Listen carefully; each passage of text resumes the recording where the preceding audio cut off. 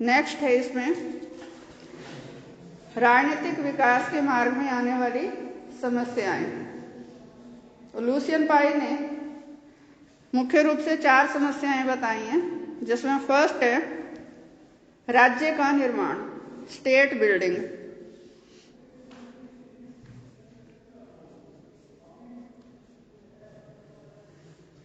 राज्य का जो आंतरिक वातावरण है और साथ ही साथ जो बाह्य वातावरण है, दोनों ही तरफ से राज्य को या राजनीतिक प्रणाली को कई बार चुनौतियों का सामना करना पड़ता है, अलग अलग समय में भी और कई बार इकट्ठे भी। तो कोई भी राजनीतिक प्रणाली उन चुनौतियों का सामना कैसे करती है, ये सबसे कठिन होता है राजनीतिक प्रणाली के लिए कि यदि वो चुनौती का सामना करने में सक्षम नहीं हुई तो टूट जाएगी, बिखर जाएगी। बाह्य वातावरण की समस्याएं तो क्या हैं कि अंतर्राष्ट्रीय क्षेत्र में चाहे तो उस देश के साथ ही किसी एक देश का दूसरे के साथ युद्ध हो जाए या पड़ोसी देशों में युद्ध हो जाए। विश्व युद्ध तो खैर फिलहाल तीसरे विश्व युद्ध की कोई संभावना अभी नहीं है। तो जब युद्ध की स्थिति होती है तो उस स्थिति में भी राजनीतिक प्रणाली को खुद को बनाए रखने का संकट उत्पन्न होता है। इसी तरह से आर्थिक मंदी है, एक देश में आर्थिक मंदी आई, उसका जो प्रभाव है दूसरे देशों पर भी पड़ता है। अर्थव्यवस्था हर देश की डामाडोल होती है। उस समय कोई भी देश अपनी या कोई भी राजनीतिक प्रणाली अपनी अर्थव्यवस्था को कैसे पटरी पर लाते हैं, कैसे उसको संभाले रखते हैं। यहाँ संभाले रखने का अर्थ क्या है कि उस आर्थिक मंदी का जो प्रभाव है पूरी तरह से तो वो समाप्त नहीं कर सकते खुद के देश पर, लेकिन उसको कम किया जा सकता है, इतना कम कि जो प्रणाली है वो बिखरने से, टूटने से बच जाए। ये तो हो गया बाह्य वातावरण कि दूसरे देशों के साथ संबंधों के संचालन में इस तरह का कोई प्रभाव प्रणाली के ऊपर आना जिससे कि प्रणाली को उभरने में समय लगे और उसका जो पूरा जो उसकी क्षमता है, उसकी जो ताकत है खुद को बनाए रखने में ही खर्च हो जाए। और इसके अतिरिक्त कई बार प्रणाली के अंदर भी समस्याएं आती हैं। लोग जो है वो प्रणाली से कुछ ज्यादा ही अपेक्षाएं रखने लगते हैं और ऐसी अपेक्षाएं, ऐसी मांगे जिसके लिए वो धरने देंगे, आंदोलन करेंगे और प्रणाली उन आंदोलनों, उन धरनों में इतनी उलझ जाती है कि समस्या का समाधान जो प्रणाली करना चाहती है, जो समाधान वो देना चाहती है, जो अड़ियल पक्ष है जनता का, जो वो मांगे प्रस्तुत कर रहा है, वो उस समाधान को मानते नहीं। और जो समाधान वो चाहते हैं, जो भी संघर्षरत गुट है या समूह है, जो समाधान वो चाहते हैं वो प्रणाली के देने का बस का नहीं है। तो इस तरह का जो एक गतिरोध सा बन जाता है, एक संकट सा कि ना तो जो लोग हैं जो मांग उठा रहे हैं, ना तो वो झुकने को तैयार, ना ही प्रणाली झुकने की स्थिति में। प्रणाली झुकने को तैयार तो हो जाए, लेकिन वो जो मांग रही है प्रणाली के पास देने को है ही नहीं, राज्य के पास देने को है ही नहीं इतनी सुविधा। तो ऐसे में जो टकराव की स्थिति बनती है उस समय या तो प्रणाली अपने बुद्धि कौशल का प्रयोग करके, अपनी एक रणनीति का प्रयोग करके कोई बीच का मार्ग निकाले, या फिर दूसरा रास्ता जो बच जाता है उसमें प्रणाली या तो बहुत ज्यादा कमजोर हो जाएगी या फिर बिखर जाएगी। तो ये जो स्थिति है राष्ट्र निर्माण की, हर राजनीतिक प्रणाली के समक्ष आती है कि वो राज्य का निर्माण, राष्ट्र नहीं इसको हम राज्य का निर्माण करेंगे, कि वो खुद को स्थिर कैसे रखे, खुद को गतिशील भी रखे, विकास कार्य भी चलते रहे। और जब भी कोई नया विकास कार्य किया जाता है, उससे संबंधित कोई कानून आता है, तो समाज का कोई ना कोई वर्ग उसका विरोध भी करता है। तो प्रणाली के लिए क्या जरूरी है, वो उस विरोध के लिए भी, विरोध के बिंदुओं को भी मद्देनजर रखे, उसका कैसे सामना करना है उसकी भी पहले से ही तैयारी करे। तो ऐसी स्थिति में राज्य का निर्माण बनाए रखना, राज्य को स्थिर रखना और गतिशील भी रखना। स्थिर रखना माने खुद को टूटने से बचाना, गतिशील रखना माने विकास के पथ पर आगे बढ़ते जाना। ये दोनों कार्य प्रणाली को करने हैं और ये सबसे बड़ी समस्या होती है प्रणाली के समक्ष कि दोनों कार्यों को करते हुए खुद को हर चुनौती के लिए सामना करने के लिए खुद को तैयार रखना है। सेकंड है इसमें राष्ट्रीय निर्माण की समस्या।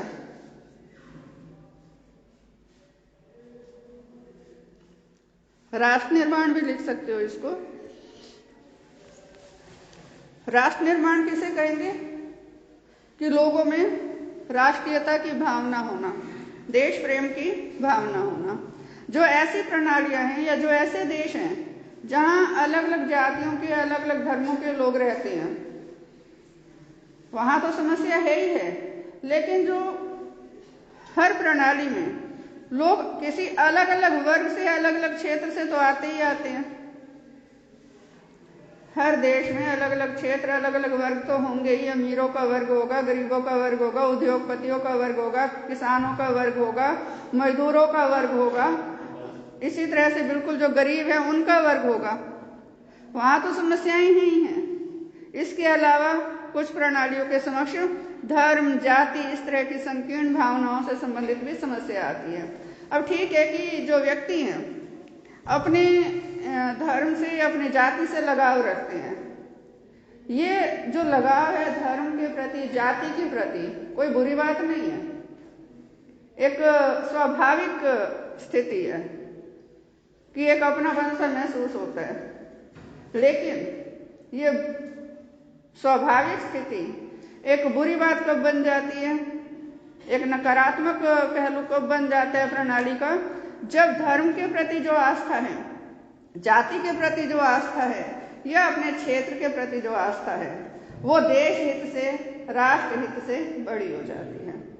जब प्रणाली का कोई हिस्सा, खासतौर से ये जो समस्या आती है जो देश के बॉर्डर की जो स्टेट्स होती हैं वहां आती है, प्रणाली का कोई हिस्सा खुद को प्रणाली से ही अलग करना चाहता हो, माने उसकी आस्था उस प्रणाली के साथ नहीं है, उन सबको जोड़े रखना और जो भी प्रणाली द्वारा निर्णय लिए जाते हैं वो निर्णय ऐसे हों कि हर धर्म, हर जाति, हर वर्ग, हर समुदाय, हर क्षेत्र के लोग संतुष्ट रहें। और साथ ही साथ कुछ कार्य प्रणाली द्वारा समय समय पर ऐसे भी किए जाएं जिससे कि लोगों में देश प्रेम की जो भावना है वो बढ़ती रहे। प्रणाली सबके साथ समान व्यवहार करे, माने प्रणाली द्वारा जो भी सुविधाएं दी जाती हैं हर क्षेत्र, हर वर्ग, हर जाति को समान दी जाए, ताकि ये जो समस्या है इसको काफी हद तक कम किया जाए और राष्ट्र के प्रति जो लोगों का झुकाव है वो इतना अधिक हो कि वो जाति और धर्म के नाम पर कभी भी डगमगाए नहीं। नेक्स्ट है इसमें सहभागिता की समस्या।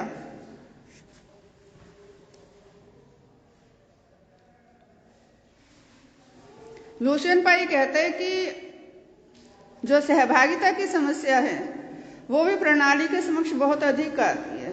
यहाँ सहभागिता की समस्या का अर्थ क्या है? सहभागिता का एक अर्थ तो हम ये भी लेते हैं कि लोग जो है राजनीतिक व्यवस्था में भाग लें, एक अर्थ तो ये हो गया।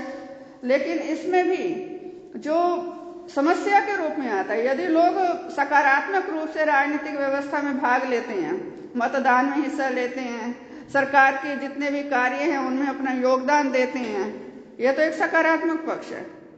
लेकिन नकारात्मक पक्ष कब उभरता है या सकारात्मकता में नकारात्मकता कब प्रवेश कर जाती है कि जो मनुष्य है वो स्वभाव से स्वार्थी है, सभी अपने अपने हितों की रक्षा करते हैं और अपने अपने हितों को ही सुरक्षित चाहते हैं। तो ऐसे में एक जैसे हितों वाले जो लोग हैं अपने स्वार्थ के कारण इकट्ठे हो जाते हैं, तो वो हित समूह बन जाते हैं। और ये जो हित समूह हैं ये कई बार अपने लेवल पर काम करते हैं और कई बार ये इससे भी आगे बढ़ जाते हैं। ये सरकार पर दबाव डालते हैं कि सरकार उनके हितों की रक्षा के लिए कानून बनाए, तब ये हित समूह क्या कहलाते हैं? दबाव समूह। ये जो दबाव समूह है ये खुद शासन व्यवस्था में सीधे भाग नहीं लेते, सीधे मतलब कि ये चुनाव नहीं लड़ते, अपने उम्मीदवार नहीं खड़े करते, लेकिन चुनाव के समय ये ऐसे उम्मीदवार को समर्थन देते हैं, ऐसे पार्टी को समर्थन देते हैं, ऐसे राजनीतिक दल को समर्थन देते हैं जो कि इनके हितों की रक्षा का वचन दे, इनसे वादा करे कि यदि वो सत्ता में आ गए तो इनके हितों की रक्षा करेंगे। अब ये जो भिन्न भिन्न समूह हैं, ऐसा तो नहीं है कि कोई एक ही दबाव समूह बनेगा। इतनी सारी जनसंख्या में अलग अलग हित, अलग अलग समूह और उसी के आधार पर अलग अलग दबाव समूह अस्तित्व में आ गए। कुछ देखा देखी आ गई कि एक जाति के लोग अपने हितों की रक्षा के लिए उठ रहे हैं, हम क्यों चुप बैठे? एक वर्ग के लोग अपने हितों के लिए सरकार पर दबाव डाल रहे हैं, हम क्यों ना करें? अलग अलग दबाव समूह अस्तित्व में आ जाते हैं। अब ये जो अलग अलग दबाव समूह हैं, ये सारे अपने अपने हितों की रक्षा करना चाहते हैं, सरकार के माध्यम से करना चाहते हैं। तो प्रणाली के समक्ष ये चुनौती होती है कि इनको कितना क्या दे, किसके हितों की रक्षा कैसे करे, क्योंकि प्रणाली के पास जो संसाधन है वो सीमित है। उन सीमित संसाधनों में इन सबको संतुष्ट करना, और टेढ़ी खीर तो ये है कि इन सब के हित एक दूसरे के विरुद्ध है। जितने भी दबाव समूह हैं, अब औद्योगिक जो दबाव समूह हैं, जो ये बड़े बड़े राजनीतिक बड़े बड़े जो ये आर्थिक घराने हैं, रिलायंस है, टाटा है, थापर है, बिरला है, इनके जो आर्थिक हित हैं, क्या वो हमारे आर्थिक हितों से मेल खाते हैं? बिल्कुल नहीं। एक उद्योगपति के आर्थिक हित अलग है, एक मजदूर के आर्थिक हित अलग है। तो यहाँ अलग अलग दबाव समूह है। किसानों के आर्थिक हित अलग है। ये जो लड़ाई चल रही है, ये किसान आंदोलन जो चल रहा है, ये क्या है?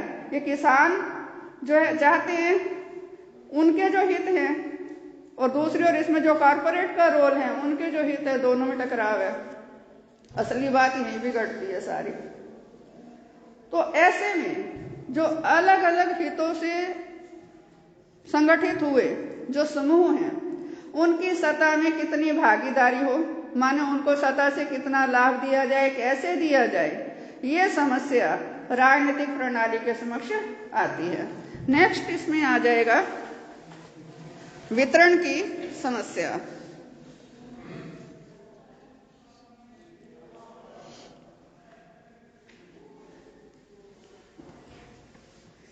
अब समाज में अनेक तरह के लोग हैं।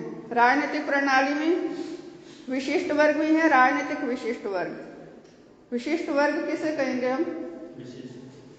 जो जीवन के किसी भी क्षेत्र में सर्वोच्च शिखर पर है, जीवन के किसी भी क्षेत्र में जो सर्वोच्च शिखर पर है, वो उस क्षेत्र का विशिष्ट है। जैसे कला के क्षेत्र में हम अमिताभ बच्चन को मानते हैं, इसी तरह से संगीत के क्षेत्र में लता मंगेशकर है। एक नहीं, एक से अधिक भी हो सकते हैं, माने जिन्होंने अपने अपने क्षेत्र में उत्कृष्ट कार्य किया है और वो सर्वोच्च शिखर पर है, उस क्षेत्र के लोगों में जो सम्मान है उस व्यक्ति का बहुत अधिक है, उसकी बात का महत्व बहुत अधिक है। इसी तरह से राजनीति के क्षेत्र में, इसी तरह से धन के क्षेत्र में, जितने भी अलग अलग क्षेत्र हैं, यहाँ तक कि चोरों के भी अलग अलग विशिष्ट वर्ग हैं। बड़े बड़े नाम हैं ना, दाऊद है, सारे जानते हैं, लादेन को भी दुनिया जानती थी। विशिष्ट है वो अपने अपने क्षेत्र में। जरूरी नहीं है कि एक सकारात्मक पक्ष का ही कोई व्यक्ति विशिष्ट, नकारात्मक पक्ष, जीवन के नकारात्मक पक्ष का भी विशिष्ट हो सकता है। तो यहाँ राजनीतिक विशिष्ट वर्ग कौन से हैं? जितने भी ये राजनीतिक दल हैं, ये सारे राजनीतिक विशिष्ट वर्ग है जो मुख्य राजनीतिक दल हैं। क्योंकि एक सतह से गया, एक के हाथ से सतह फिसली तो दूसरे के हाथ में आएगी। यही कहानी है ना। ऐसा तो नहीं है कि हमारे हाथ में आ जाएगी। हम आम जनता हैं तो हमारे हाथ में तो नहीं आएगी ना। हम ये सोचे कि आज हरियाणा की सरकार गिर जाए तो क्या हम मुख्यमंत्री बन जाएंगे? नहीं ना, बने तो फिर कोई और ही गा ना जो विशिष्ट उसमें बैठे हैं। या ये कि अगला इलेक्शन हम लड़ेंगे और हम सरकार चलाएंगे। सरकार चलाएंगे तो बहुत दूर की बात है। हम लड़ भी लें इलेक्शन, जरूरी थोड़ी है कि फिर हम ही जीतेंगे, हम ही सरकार बनाएंगे, जनता हमारे ऊपर इतना विश्वास करेगी एकदम से। तो विशिष्ट जो राजनीतिक विशिष्ट वर्ग है, ये भी सत्ता में भागीदारी चाहते हैं। इसी तरह से अनेक संस्थाएं हैं, वो भी भागीदारी चाहती हैं। इसी तरह से आम जन है, वो भी, चाहे वो दबाव समूह के माध्यम से चाहे कैसे, वो भी भागीदारी चाहते हैं। यहाँ राज्य के पास, प्रणाली के पास देने को क्या है? पद और पुरस्कार, राष्ट्रीय आय, धन, लेकिन उसका वितरण प्रणाली को समभाव से करना है कि सभी संतुष्ट रहें। समभाव से कैसे? कि अवसरों की समानता हो। अवसरों की समानता कैसे? कि एक जीनियस को एक मूर्ख को हम बराबर अवसर नहीं दे सकते। समान योग्यता वाले व्यक्तियों को समान अवसर जीवन में आगे बढ़ने के प्राप्त हों। इसी तरह से पदों का वितरण है, वो योग्यता के आधार पर हो। इसी तरह से राष्ट्रीय धन का वितरण है, वो भी योग्यता के आधार पर, और जो भी विकास कार्य हैं जो जनहित से जुड़े हुए हैं, वो जनहित से जुड़े हुए या जन कल्याण योजनाएं हैं, वो सभी क्षेत्रों के लिए समान रूप से हों। तो ऐसे में जो वितरण की समस्या है, ये प्रणाली के समक्ष सबसे बड़ी रहती है कि किस तरीके से वो वितरण करे। चाहे कितना ही बराबर वितरण कर लिया जाए, कहीं ना कहीं तराजू का एक पलड़ा थोड़ा सा हल्का हो ही जाता है। और ऐसे में उस क्षेत्र के जो लोग हैं फिर वो प्रणाली के लिए समस्याएं उत्पन्न करते हैं, वो अपनी मांगे रखेंगे और फिर एक आंदोलन का रूप वो समस्याएं ले जाती हैं। तो इस तरह से अनेक समस्याएं हैं जो ल्यूसन पाई ने बताई हैं कि ये प्रणाली के समक्ष मुख्य रूप से ये 4 आती है, लेकिन इन 4 को भी हम अगर इनकी शाखाओं में जाएं तो ये ढेरों बन जाती हैं। तो ऐसे में इन समस्याओं का सामना प्रणाली यदि अपनी पूरी क्षमता से करती है या कर सकती है, तो इसका अर्थ है राजनीतिक विकास हो गया है। और राजनीतिक विकास मार्ग में ये बाधाएं लगभग हर राजनीतिक प्रणाली के समक्ष आती हैं। क्लियर है यहाँ तक?